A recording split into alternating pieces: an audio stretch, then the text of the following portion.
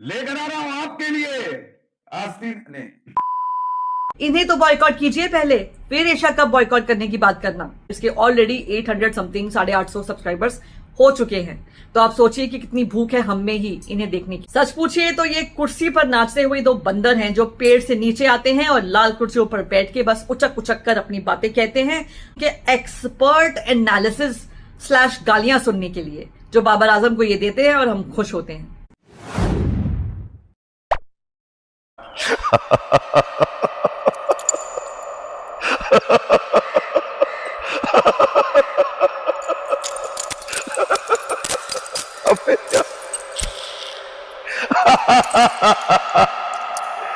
ये ठहाके बेवजह नहीं है, ये हंसी बेवजह नहीं है। ये हंस रहे हैं हमारी गवर्नमेंट पे, जिसने इन्हें बैन तो कर दिया, लेकिन इनकी ऑडासिटी देखो, ये दोबारा नए चैनल से आ रहे हैं इंडिया के पास, इंडिया के सामने, इंडियन व्यूअर्स के सामने। ये हंस रहे हैं यूट्यूब पे, जो इन्हें और इनके जैसे कई कॉकरोचों को ऐसा करने दे रहा है। ये हंस रहे हैं हम सब पे, जो फिर पहुंच जाएंगे इनके पास, इन्हें व्यूज देने और इनके डॉलर्स का जरिया बनने। जय हिंद फ्रेंड्स, मैं हूं रुचिका और यह है मेरा channel cricket flavours with Ruchika. मेरी तरफ से आप सबको एक प्यार भरा नमस्कार। कैसे हैं आप सब लोग? मैं बिल्कुल ठीक हूं और आशा करती हूं कि आप भी बिल्कुल ठीक होगे, सकुशल होगे। लेकिन कब तक? दिमाग में इन लोगों का भूत जो चढ़ा हुआ है वो क्यों नहीं उतर रहा? ऐसा क्यों है कि इतना आसान है इन लोगों के लिए यूट्यूब पर आकर बैन होने के बाद भी नए चैनल खोलकर फिर वही इंडियन न्यूज के लिए आना? अगर इन्हें सचमुच क्रिकेट से प्यार था, इन्हें क्रिकेट पे बात करनी थी, तो उस बैन चैनल पर बैठकर भी तो कर सकते थे, जो इनका चैनल ऑलरेडी है। लेकिन उस पे व्यूज नहीं आ रहे क्योंकि इंडियंस वहां नहीं जा पा रहे, तो नया चैनल खोलने की जरूरत महसूस हो गई इन्हें भी। और ये अब क्यों हुई इतने टाइम के बाद, जबकि इनके जोड़ीदार, इनके जैसे कॉकरोच और सांप पहले ही खोल चुके हैं चैनल्स? उसका भी कारण है, रादर 2 कारण है, और वो दोनों ही मैं आपको इस वीडियो में बताने वाली हूं। पहले मैं दिखाती हूं आपको कि ये हैं कौन। इफ्फी एंड वासे, इंडिया के चहेते। इनको इतने व्यूज और सुपर चैट्स मिलते थे कि इन्हें तो स्टार स्पोर्ट्स ने अपने कमेंट्री पैनल तक में ला दिया, अपने शो पर ला दिया चैंपियंस ट्रॉफी के दौरान। आप सब जानते हैं, हम सब कहीं ना कहीं थोड़े अपॉल्ड भी थे, थोड़े बिविल्डर्ड भी थे कि ये क्या है, इन्हें क्यों ला दिया? क्या ये सचमुच ऐसी बातें करते हैं? क्या इतना जबरदस्त क्रिकेट एनालिसिस देते हैं? मेरे चैनल पर भी जब बैन हुए थे यूट्यूबर्स और मैंने वीडियोस बनाए थे, तो मुझे याद है कि कुछ लोगों ने कमेंट किया था कि ये तो अच्छे थे बेचारे, गेहूं के साथ घुन भी पिस गया। ये घुन नहीं, ये असली सांप ही है जिन्हें कुचलने की कोशिश की गई थी, जिनके फन को कुचलने की कोशिश की गई थी गवर्नमेंट ऑफ इंडिया द्वारा। लेकिन ये ऐसे सांप है हाइड्रा की तरह, बहुत सारे सर वाले।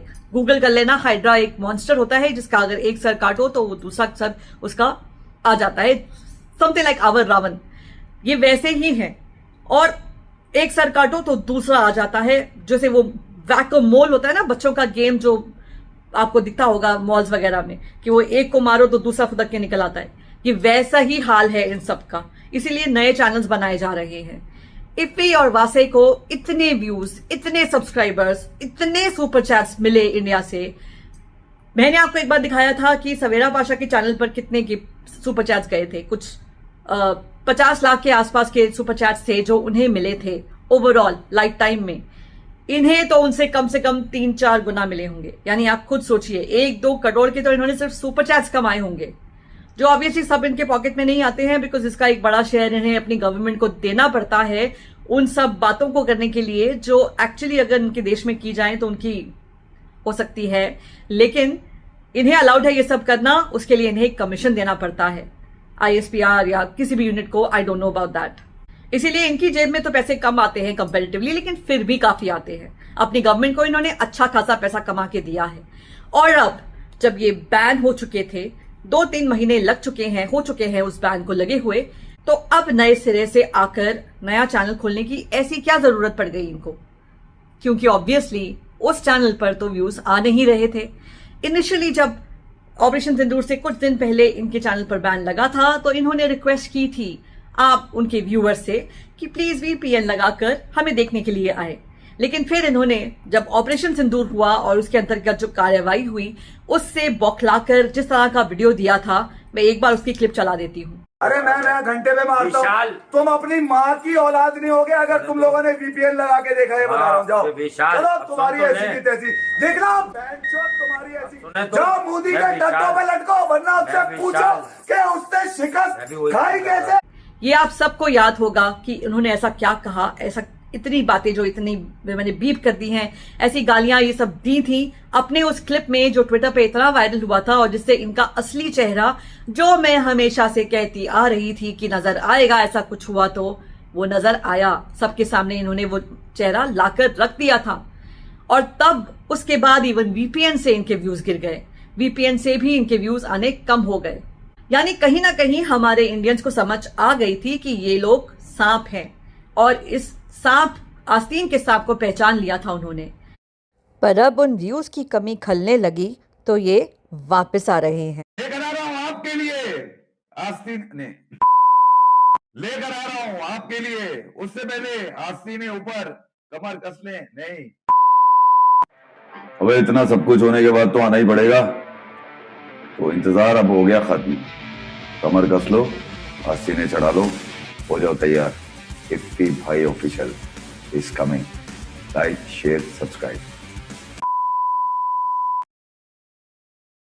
ये है इनकी शर्म, ये है इनकी गैरत, जो अब इतने कॉन्फिडेंटली इतना सब कुछ होने के बाद भी वापस आ रहे हैं और इतना स्टाइल दिखा रहे हैं जैसे पता नहीं कितने बड़े सुपरस्टार हैं, जो अब अपनी ऑडियंस को जो इन्हें इतना प्यार देती है उसके लिए वापस आ रहे हैं। Shame on them. लेकिन हमें एक प्रॉब्लम है, शॉर्ट टर्म मेमोरी लॉस। हमारी याददाश्त बहुत कमजोर है, हम भूल जाते हैं बहुत जल्दी जो हुआ हमारे साथ। जो इन्होंने बातें कही 3 महीने पहले ही वो हम भूल जाएंगे। जो पहलगाम में इंसिडेंट्स हुआ हमारे अपने देशवासियों के साथ जो हुआ वो भी हम भूल जाएंगे और फिर पहुंच जाएंगे इनके पास व्यूज देने के लिए, इन्हें सुपर चार्ज देने के लिए, इनसे इनके एक्सपर्ट एनालिसिस / गालियां सुनने के लिए, जो बाबर आजम को ये देते हैं और हम खुश होते हैं। सच पूछिए तो ये कुर्सी पर नाचते हुए 2 बंदर हैं जो पेड़ से नीचे आते हैं और लाल कुर्सियों पर बैठ के बस उचक उचक कर अपनी बातें कहते हैं, 2-4 गालियां हर सेंटेंस में लगा देते हैं, चिल्ला चिल्ला कर अपनी बात सामने रखते हैं और एंटरटेनमेंट का जरिया बन जाते हैं। इन नाइव इंडियंस के लिए जो इन्हें पसंद करते हैं, मेरा एक मैसेज है, भूल कर भी इनके चैनल पर नहीं जाना, इन्हें दुत्कारो, इन पर हंसने भी मत जाओ, इन पर गालियां देने भी नहीं जाओ। इनको ये बताने की भी जरूरत नहीं है कि तुम कैसे हो तो थूक के चाट रहे हो वगैरह वगैरह जो बोला जाता है इनके लिए। वापस आ गए हो इंडियन व्यूज के लिए, जबकि कह रहे थे कि नहीं कभी करोगे, और जो डायलॉग्स मार रहे थे ऑपरेशन सिंदूर के बाद, वो सब बोलने की भी जरूरत नहीं है। Best is to ignore them. ना जाएं इनके चैनल पे, ना किसी और मोटिव से कि कोई आपको कंटेंट बनाना है, इनके ऊपर कुछ रिएक्शन देना है, नहीं। इनके चैनल्स को प्लीज अनसक्सेसफुल कर दे। अब इन्होंने ये चैनल इस टाइम पर क्यों खोला है, उसके मैं 2 कारण जो आपको बताने वाली हूं। उसमें से पहला कारण है सक्सेस ऑफ प्रीवियस यूट्यूबर्स, यानी कि जो लोग पहले से खोल चुके हैं चैनल्स, दोबारा जो उन्होंने चैनल्स खोले हैं जिनमें उनके ऊपर मैं आए दिन वीडियोस बनाती रहती हूं, आप जानते हैं, उनको मैं ट्वीट भी करती रहती हूं यूट्यूब को और मिनिस्ट्री ऑफ इंडिया को, ministry of information and broadcasting, सबको मैंने टैग किया हुआ है।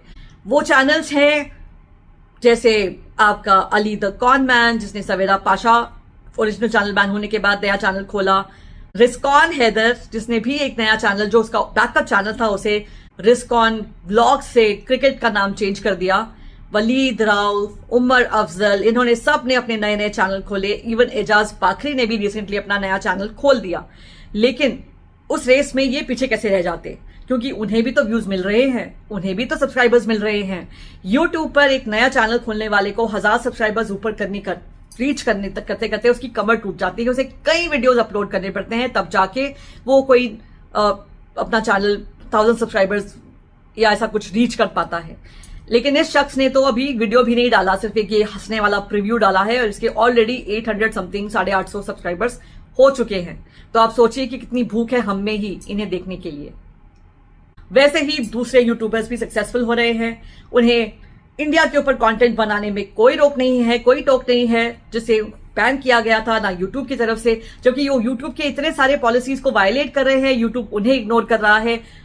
बहुत सही कहते हैं काफी लोग ट्विटर पर कि इंडिया के लिए अलग गाइडलाइंस है लेकिन उनके लिए अलग गाइडलाइंस है, क्योंकि इंडियन अगर कोई वायलेट करे टर्म्स एंड पॉलिसीज जो है, इनकी कम्युनिटी गाइडलाइंस जो हैं, तो फटक से उसको स्ट्राइक आ जाता है, उसको वार्निंग आ जाती है। लेकिन इन लोगों को तो इनका धंधा चलाने में कोई रोक टोक नहीं है।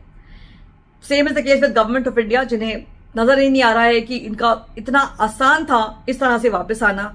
ठीक है, आपने बैन कर दिया चैनल, कोई बात नहीं, हम दूसरी बना लेते हैं और वापस वही काम करते हैं जो हम कर रहे थे, वैसे ही व्यूज लेते हैं।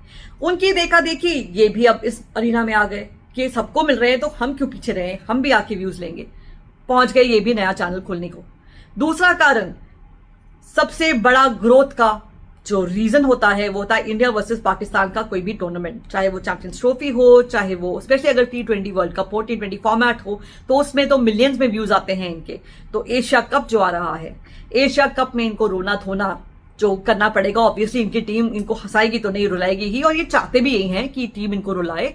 तो उस टाइम पर इंडियंस इन्हें फिर से पहुंच जाएंगे, बाबर को ये गाली देंगे, अपने प्लेयर्स को गाली, अपनी टीम को गाली, अपने कोच को गाली देंगे। इंडियंस वहां पहुंचकर मजे लेने पहुंच जाएंगे, वापस इन्हें व्यूज देने। तो इतने व्यूज जो आने वाले हैं, उसके जरिए जो पैसा आने वाला है या सुपर चैट्स आने वाले हैं, उसे ये कैसे गवा दे। तो ऑब्वियसली नया चैनल तो खोलेंगे ही। हाजिर हैं आपके सामने, आपका काम मैं आपको बता चुकी हूं कि क्या करना है। मैं आपसे कहती रहती हूं, मेरे जैसे और भी बहुत सारे यूट्यूबर्स हैं, रवीश सर है, राजवीर है, जो आपको कहते हैं इन्हें तो बॉयकॉट कीजिए पहले, फिर एशिया कप बॉयकॉट करने की बात करना। जब आपका इंटेंशन ही नहीं है, इन्हें ही आप देखते रहते हैं, तो आप किस मुंह से कह सकते हैं कि इंडिया का पाकिस्तान से मैच नहीं होना चाहिए, क्रिकेटिंग टाइज नहीं होने चाहिए, BCCI को ऐसा करना चाहिए, गवर्नमेंट को वैसा करना चाहिए। आप कौन होते हैं ये सब कहने वाले, जब आप खुद इन्हें जाकर व्यूज दे रहे हैं?